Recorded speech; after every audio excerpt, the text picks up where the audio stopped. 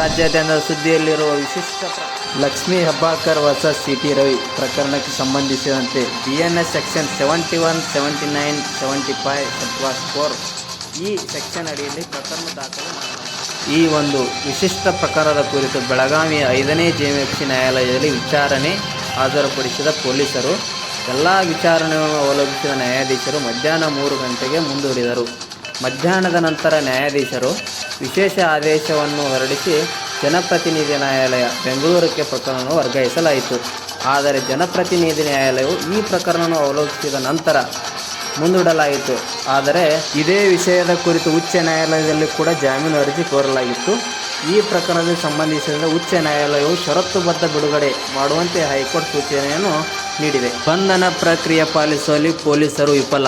ಏಕೆಂದರೆ CRPC section 41ರ ಪ್ರಕಾರ ಯಾವುದೇ ಒಂದು ಪ್ರಕರಣವು 7 ವರ್ಷಕ್ಕಿಂತ ಕಡಿಮೆ ಶಿಕ್ಷೆ ಇರುವ ಪ್ರಕರಣಗಳಲ್ಲಿ ನೋಟಿಸ್ ನೀಡದೆ ಬಂಧನ ಮಾಡುವ ಅಧಿಕಾರವಿಲ್ಲ.